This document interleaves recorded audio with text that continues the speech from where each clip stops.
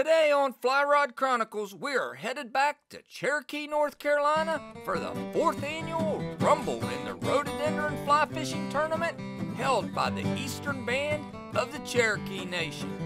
Competitors from all over the country are going to meet up on the Oconaluftee River to battle it out with each other in hopes of taking home a piece of the $10,000 purse and, more importantly, the bragging rights that come with being a Rumble champ.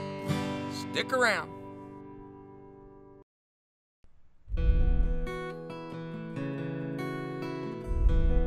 Oh, fish on! I roam around from place to place. That's a West Virginia trout right there. Fish go! Oh. They're bigger in Montana. Find a real job, but it's too late. My biggest wild brook trout. That's what I'm talking about. New Mexico. If I don't Big have Daddy, the gas, right then I here. stick out my thumb. Am I happy? Gotta Welcome get to there one Alaska. way or That's another. bigger than Dollywood. That's incredible, isn't it? I'm Curtis Fleming. Join me as I pursue my lifelong passion for the art of fly fishing with special guests and friends.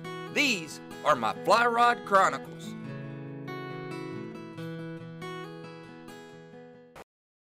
This Rumble in the Rhododendron, it's getting bigger and bigger and bigger. I mean, you got people coming from all over. Yeah, we have Colorado, Pennsylvania. There's one gentleman just came from the state of New York just to volunteer.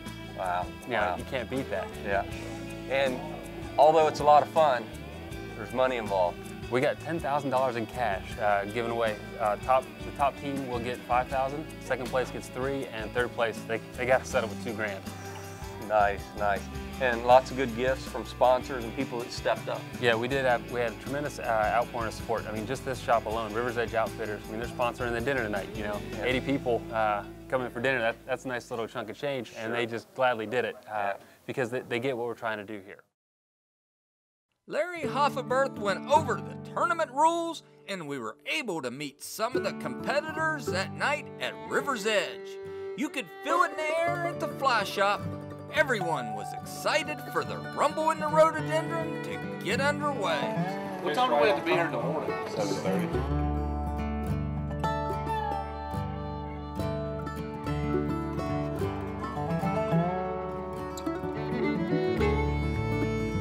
All right, everybody's got their morning coffee.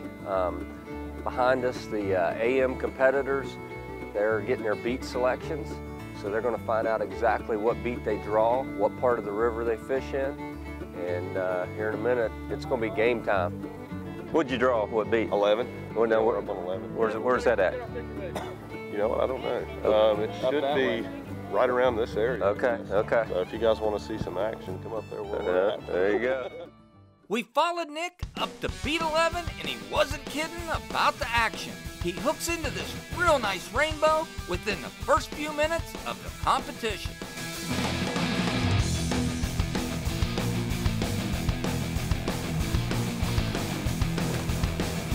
Oh. Great fish. Especially for the first one, huh? Yeah, I guarantee. Yeah. There you go, Nick. Good job, brother. Nice fish. Yeah, I think we'll score that one. It's like a small salmon. Yeah, it They does. don't fit in the tray. Wow. So, Nick, that didn't take long, No, that didn't take long at all. huh? All right. So you gonna give up any secrets of what you caught it on? I caught it on it's a soft tackle with hairs here. Okay. Big, size 8 hook. Right. Big flashy fly gets her attention. Okay. A little bit of meat. Yeah.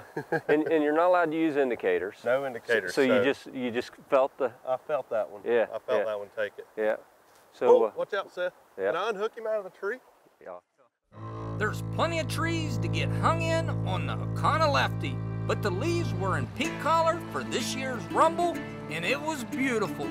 I was just having a blast watching all these great fishermen go at it in such an amazing setting. Here's Lance Egan. He recently won the Nationals tournament and hooks into a huge brown right here.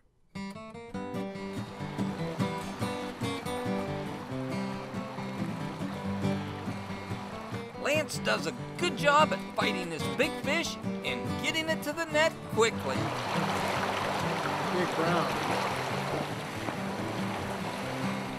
Fish like that is what it takes to put you near the top of the leaderboard. We're just hoping to try and make it through this round. Doesn't matter whether you come in first or seventh, as long as you make it through this round, you move to the next session. So that's our goal. Stick around, more Rumble action when we come back. Welcome back to Fly Rod Chronicles. We're at the Rumble in the Rhododendron 2011. The way this tournament started out on day one, you knew this was going to be an exciting competition. It was just one fish after another, up and down the river.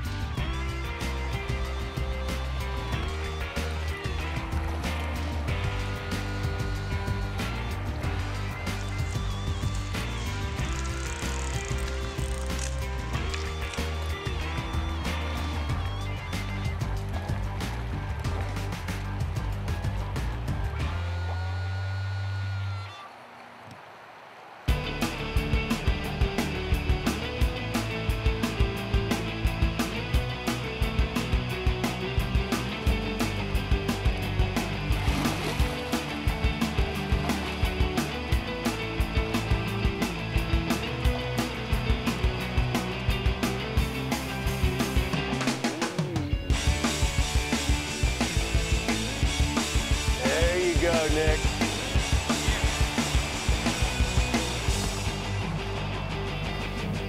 That is a good fish. Nice.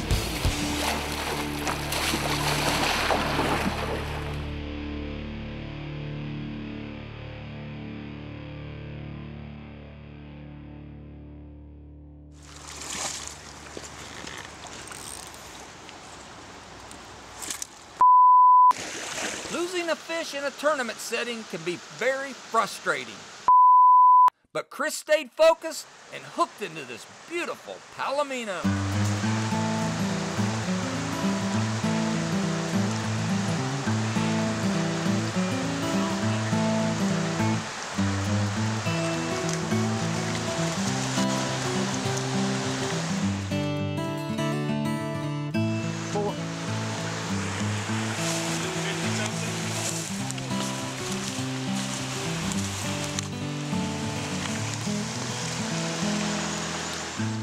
Chris Lee and partner Paul Bork are some local guys, and their knowledge of the Oconaluftee really showed as they produced some nice fish and limited out. He ate the biggest, gnarliest hairs here. Well, I played a little joke on your buddy Nick was down there fishing. About an hour into the competition, I pulled out my cell phone and I went like this, and he was over time and he was all busy and everything. I was like, huh. Paul Bork and Chris Lee just sent me a note and they're done. His neck, he almost fell in the water. Yeah, we had to take a hook out of it. He got all excited. That's funny, man. But hey, congratulations, that's a good first show. After grabbing some lunch and a little downtime in the rumble field, the afternoon competitors drew their beats and got ready to fish. Now, we'll do the best we can. We're getting ready to pull up there, and we're going to go up, and we're going to post up in the hole right now.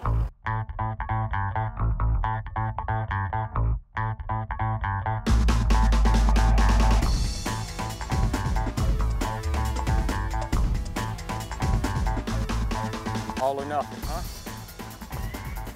All right. Nope. What'd you do? You didn't score it. You know, sometimes that can come back and bite you, right? It can, and it has.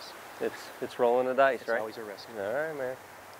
After they called that fish, Josh hooked into just what they were looking for, a huge rainbow. That's a great fish. He found the pod, too.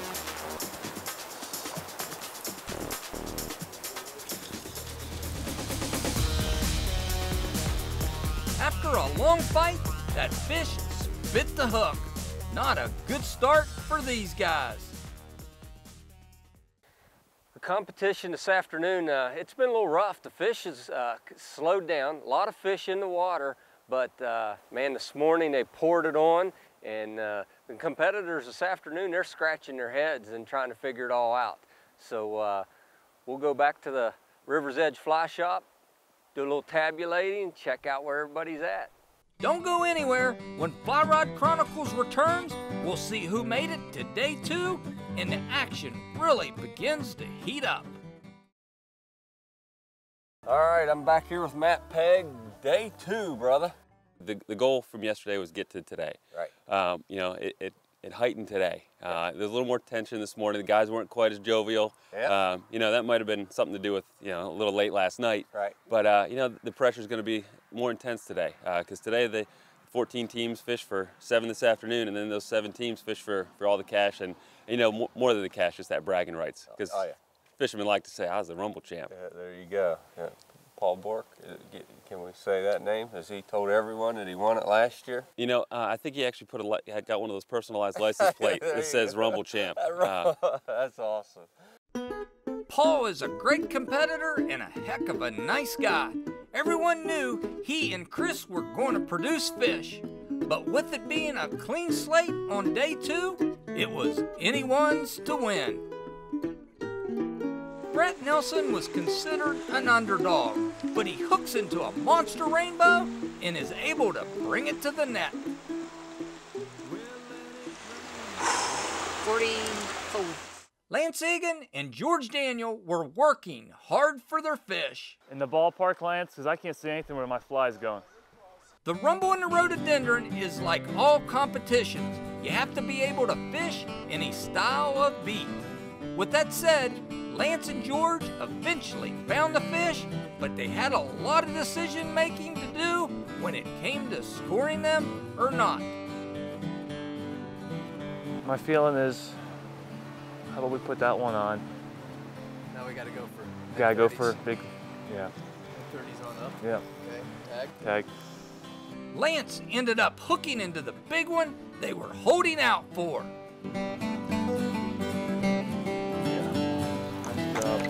Nice job.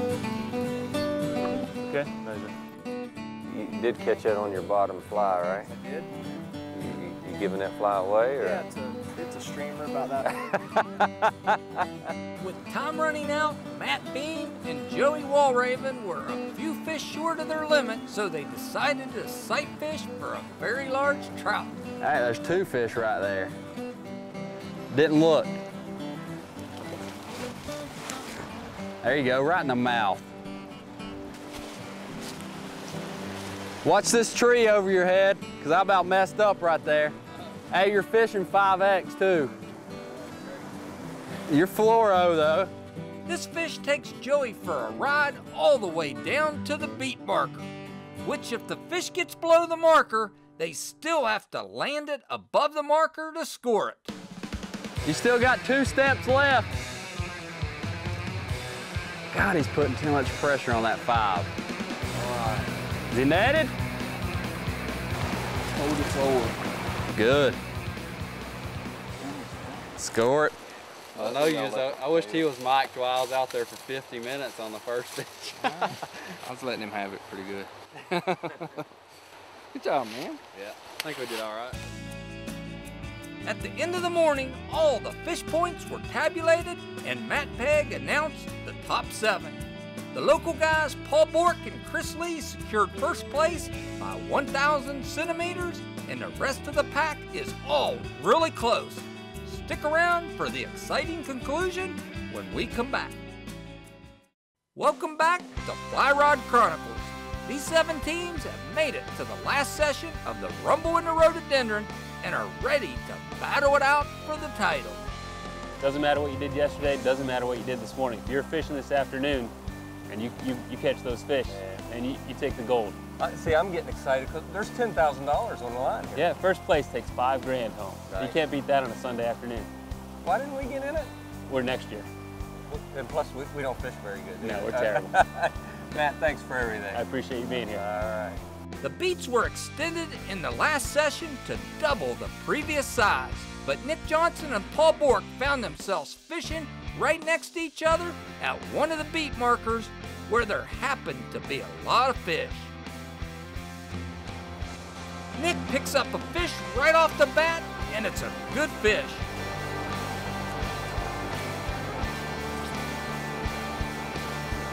This fish was so strong, it took Nick in just about every place it could get to. Nick was chasing his fish all over the river, and it was all he could do to land this huge rainbow on his side of the beat marker.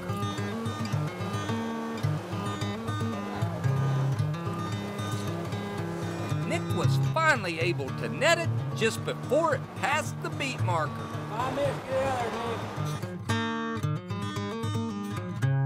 Meanwhile, Lance and George were going to work at beat 5.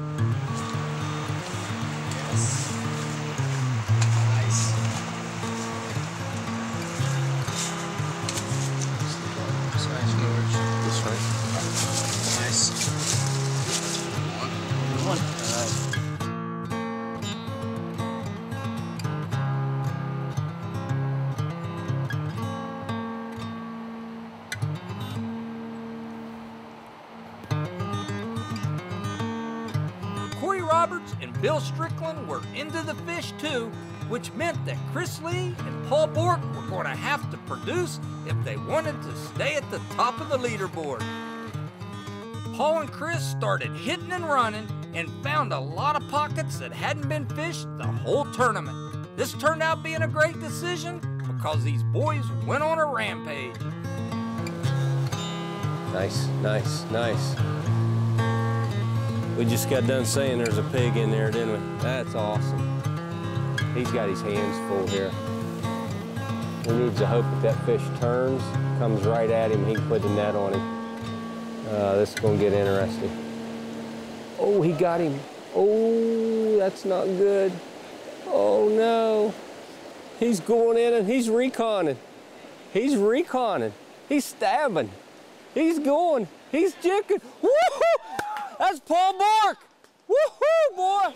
That right there, that is awesome. That's classic. That's competition. That's Rumble in the Rhododendron right there. That may be the difference between the money fish right there.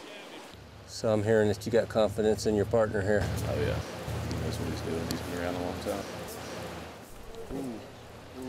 Yep. Is this where you say, thanks, Curtis, your good luck? Thanks, Curtis. But wait till we did it, right? Yeah.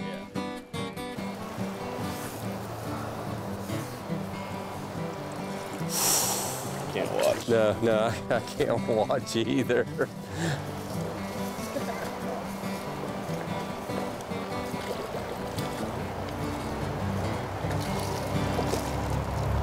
Get up.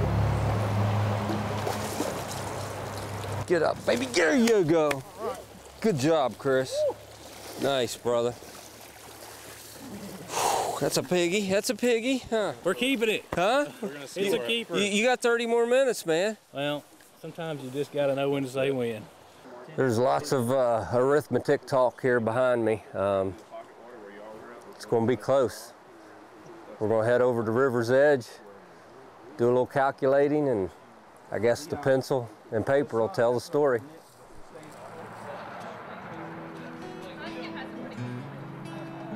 This competition came down to 800 fish points between first and third. So nice job with that. In third place with 8,120 fish points, Lance Egan and George Daniel. All right, second place with 8,640 fish points, Nick Johnson and Seth Gehring. And in first place with 8,920 points, a couple local boys, Chris Lee and Paul Bork. You know what? I've enjoyed it. Good things come to good Great people. stuff. Thank you, sir. Yeah. We enjoyed it. Congratulations, Paul. Glad to have you here. Appreciate Look it. forward to next year. Exactly, bigger and better. He's done a great job with it. Yeah. And the thanks go to him.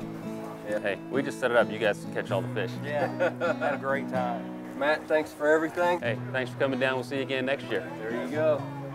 It's Rumble in the Rhododendron down here in Cherokee, North Carolina. Come back next week on Fly Rod Chronicles. You think next year Curtis can fish in the tournament? I've seen your show, and he can't fish. Think he can at least judge? Actually, I saw him do some math, and he can't count. Well, can he at least come and help Granny's with the catering? Well, Granny's are a bunch of pros. You know what he can do, though? he can help clean up the field when we're all done. I'm just a fishing bum. If I don't have the gas, then I stick out my thumb.